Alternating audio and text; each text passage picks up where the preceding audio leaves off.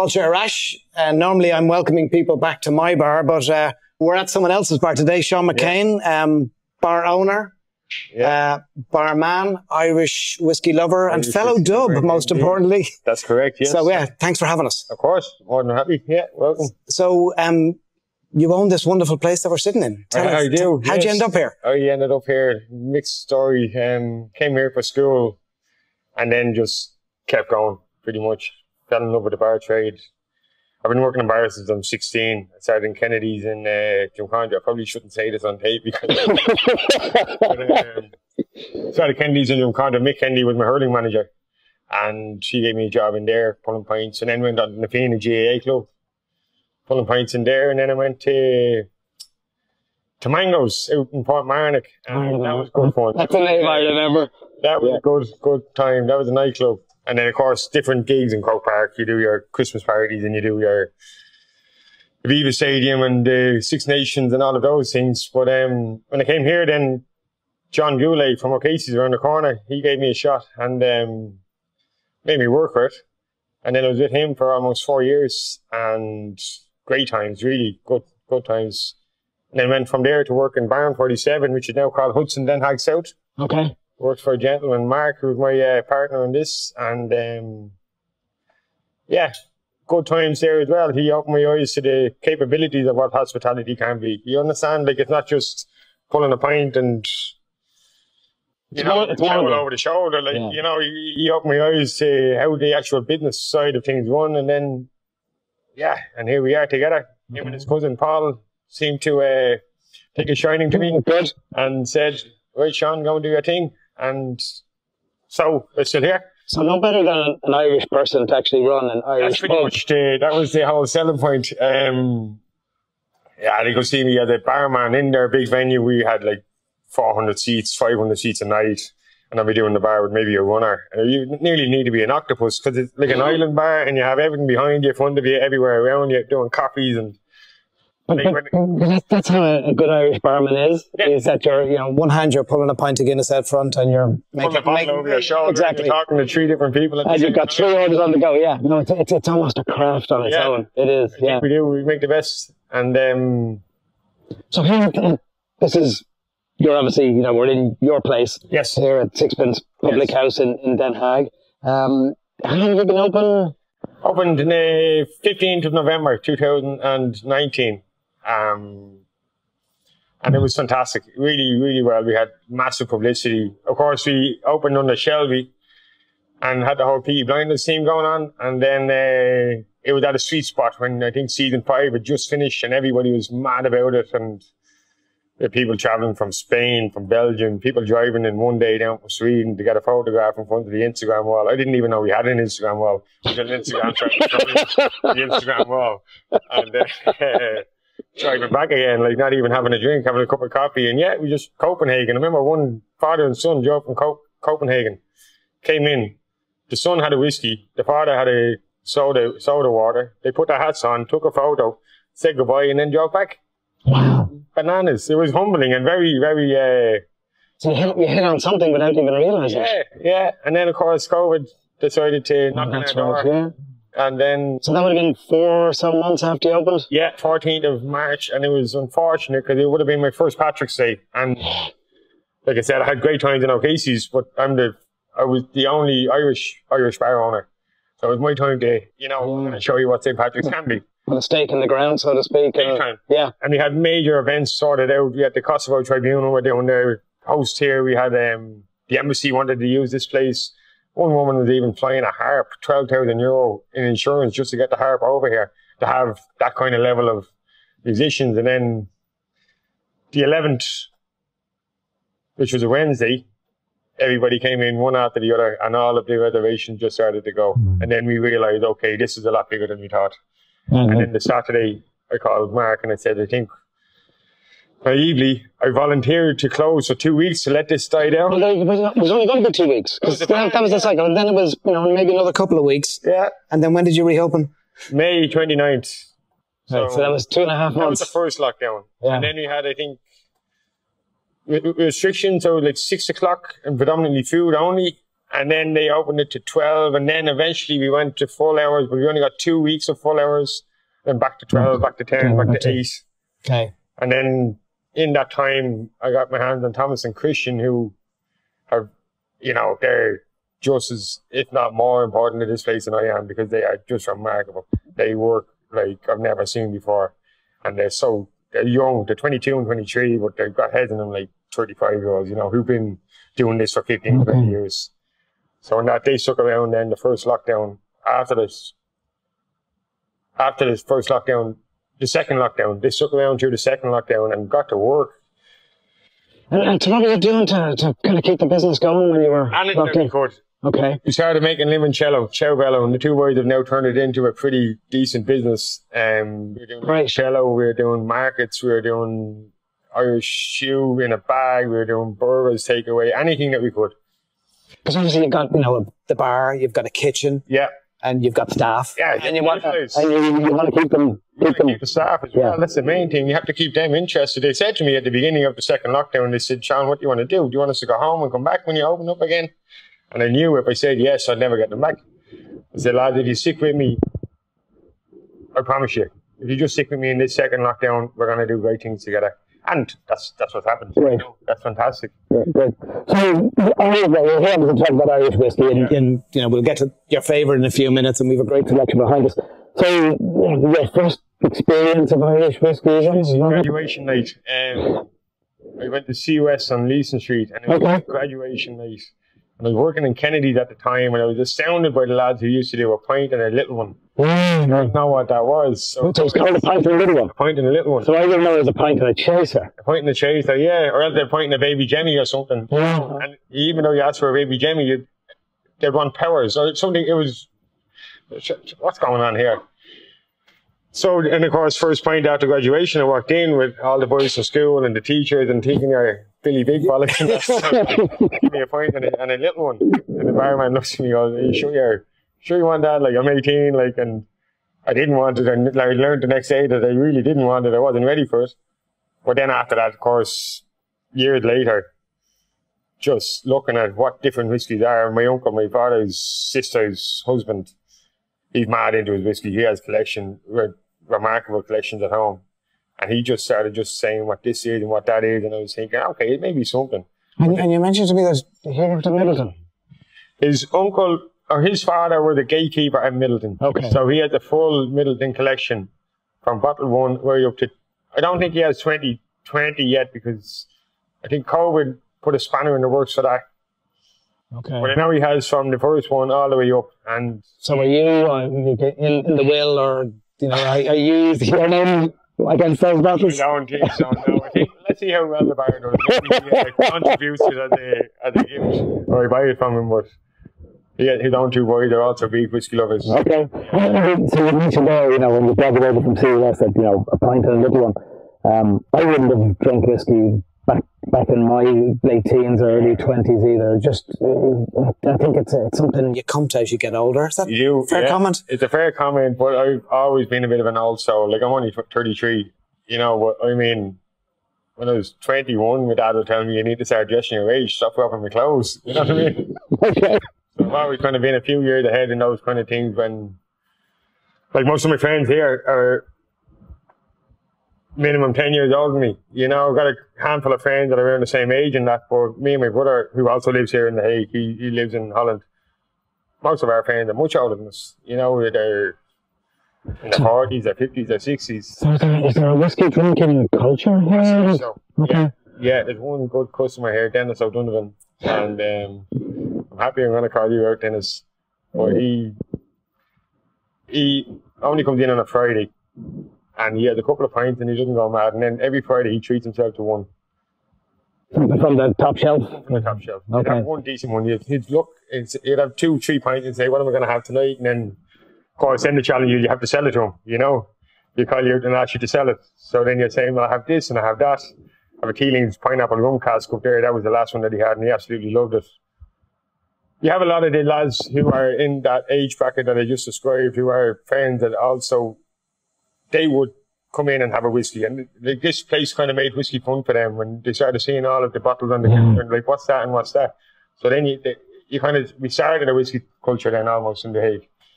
It's come a long way since, so at 33, and did some quick sums here in my head. Yeah. It would have been about 15 years ago that you did your leaving cert, and let's see, so roughly speaking, so we've been around 15 years in Irish whiskey. Yeah, in Irish whiskey, majorly so. Like I said, when I was working in Kennedy's, there was Powers, Jameson. The old suspects, probably the same as when I did my leaving cert. You know, you had the 4 or 5 brands, and that was 2 or 3 distilleries. Yeah. And had a bad reputation for some reason. I think the Wire gave Bushmill the bad reputation. Yeah, it was funny. When I was growing up, there was, you know, you and I being Dubs, you would drink Jameson because it was the Dublin whiskey. Yeah. Well, didn't that move down to Middleton in 76, 77? Yeah. So, you know, what did you drink then? Because the last thing you want to be doing is drinking a whiskey from Antrim or a whiskey from Cork. Exactly, yeah. So there's always been this kind of, I don't know, underlying snobbery, you know, parochial thing. Bit, yeah. But I think it's all changed now, given that there's, you know, 4 new distilleries in Dublin. You know, I'm from right down the Wicklow border. We've now got Powerscourt and Glendalough as well. Mm-hmm. It's all changed. I think also the mentality of things have changed as well. People encourage other people to do things now, and that's a fantastic thing. So you see young lads, Jack and Stephen from Healings, what they did with that was remarkable. They turned that completely from a couple of barrels that they inherited to, now I think it's knocking on the door of Jameson at this point. Yeah, and they're doing, to their credit, you mentioned a pineapple cask. I told you we had a Recioto cask last night in Amsterdam. God, it was just off the charts, and not an expensive whiskey. No, and you don't expect it. Like, people see it and they think, oh, I'm not going to bother touching that, and you find out it's only €9 a drop. Yeah. Oh, wow. Yeah. So they're making it accessible to most walks of life, as opposed to your Middletons that are accessible to those who have the €75 to spend on a 35 CL glass. Yeah. So no, it's great. But you've seen the evolution of it as I have, and obviously you've jumped into it sooner than I have. I'm at 52 and you're at 33, so you're having fun long before I ever thought about it. So with all that talk, let's talk about yours, like your favourite. My favourite is got to be the Green Spot. Yeah. Any of the Michelin Stones. Also, because they're a subsidiary of Middleton. How do you say? You go to.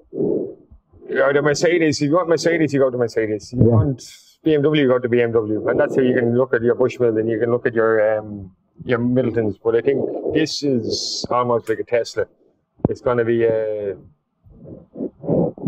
it's interesting we talk about the Teelings and what they've done. I think so often this is essentially part of the big boy stable. You know, it's an Irish distiller's product owned by Pernod Ricard. They've done a great job. You know, I've read all about the history of the spots and the history of it, because as we know, with every Irish whiskey, there's a great story, just like with everybody in the industry, there's a great story. And they're often knocked for, Jameson's, being commercial whiskey. But if it wasn't for Jameson, they'd be not category. No, they wouldn't. So, the fact that they're doing fun things like the Neville Barton and the Montelena, which is, close to where we live. Yeah. I mentioned it to you, they've just, literally this week, they're launching a range out of Greece, from a Greek winery. And I'm not sure if you're going to see it here, but there's an Irish family in British Columbia, the Stewart family. Okay. And they've done a collaborative with them in the Okanagan Valley. So, I don't know which would go to which market. Yeah. But they're taking a great core product and they're adding a layer to it. Big time. And I think another one similar to the spots is Method Madness. Yeah, that's the experimental. They're experimental from there. I guess no. We struggle to get them on the West Coast. Yeah. Some of them make it to Dublin. Selection in any airport. The problem is there's only so much room in the suitcase, and you can always take a few extra suitcases. Exactly. So let's take a drop of your fave in a glass, and we'll have a little bit of a taste.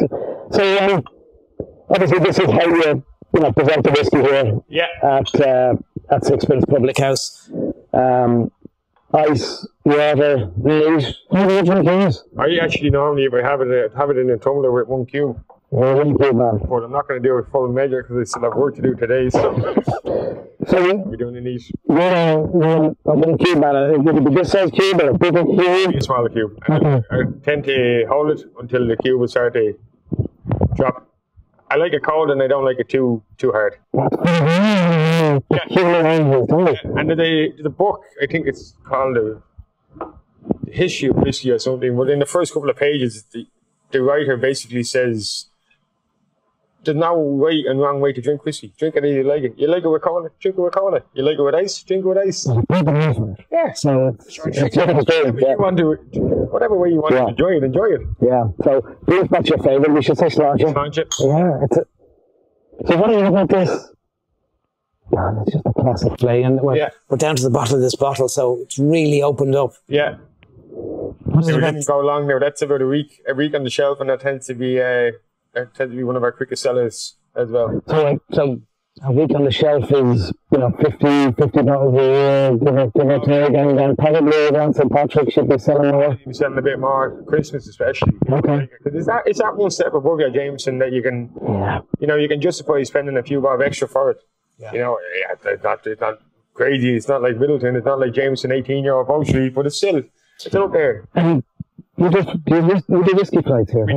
We do whiskey tastings. We do both service tastings and run-of-the-mill standard printout tastings, where we give you the individual whiskies with the information about them, and you can do it yourself. Or what we tend to get with the bachelor parties and that, they'll want somebody there to do it. Do a little bit of tutoring. Yeah. A bit of education. A bit of education, where they come from, what type of bottle is it, who owns the company, or what's the relevance to Dublin. It also helps when you have a Dublin accent and you're telling them about the whiskies. Yeah. But funny enough, Christian, he's the go-to guy when it comes to the tastings. He's this Italian from north of Italy, and he's just so relaxed and so calm that they're happy to sit back and listen to something about the Italians. There is something about the Italians, We have a bit of an accent, but the Italians have a bit more class than So if you're doing a green spot tasting, would you add on the Montelena and the Label Barton with this? Or? Give them an option if they wanted it. It depends what your budget is more so. Different price categories, from I think it's 35 up as far as 175, and that's there's 4 levels in between. Okay. And then the 175s will be 3 from the cabinet and 2 from the shelf. Okay. Then the 35s will be 4 from the shelf and 1 from the cabinet. Okay. And even the 1 from the cabinet wouldn't be the Bow Street, put it that way. Okay. But, great selection, and great to have such a range of spots here. Yeah. And obviously, behind the bar, there's another almost 2 dozen on offer. Yeah. It's a lovely range. It's quite good, pretty deep. Yeah. And you're responsible for buying it all? Together with Thomas and Christian, and also with the brand ambassadors, we do a lot of work together with them. So the Brewers guys, they own a boozer around the corner called the Tap Room, Sergey and Yitali. But Sergey used to be the Brewers rep. So when you start off, you tend to partner up with your big companies and your Bacardi and that. Yeah. And Brewers is the Bacardi pouring whiskey, and Sergey got involved quick as you like, no extra hassle, no nothing, and just jumped on board with us how to build a selection. And then Thomas and Christian, the more education that they do and the more learning that they do every night, then they come and say, Sean, this is an action in Hanos, or this is one that people have asked for that we haven't had it for a while. Okay, go for it. And then Christian will say, well, I did a tasting last week and 2 of them requested this. Okay. You know what I mean? It's interesting having come down to you here in The Hague from Amsterdam. We went through a number of Irish bars up there, and I have to say, I won't name names. Yeah. I was disappointed with Irish whiskey selections. Yeah, that's fair. Yeah. There's credit to you and your team here for a really decent selection. It's in one of the bars, there's 4 times as many Scotch bottles as there was Irish. And we've now got a selection that doesn't have to be the way. Yeah. You can have smoky, peaty Irish if you want, at different levels. Connemara. The Steadfast. Yeah. 12 year down, we have the single malt. Yeah. So, there's great Scotches, not knocking Scotch at all, but I think, an Irish pub should have a good selection of Irish whiskey. You want to be rubbing shoulders with the Scots if you're going to be calling yourself a whiskey bar, for sure. Yeah. Absolutely. Yeah. No. Great. Well, listen, we're going to do a little Sláinte and probably have a little drop of this, and then well, thanks for having us. Of course, yeah. Yeah, there's something about it. I'm a redbreast lover, but there's something about green spot that just it's lovely. So good Moggett. Thanks for thanks for having us here. We will we'll look forward to coming back in when it's opening time, and and maybe doing some damage to some credit card. So yeah, thanks, and pleasure. Pleasure. Nicely done. Well done, sir. Thank you, sir.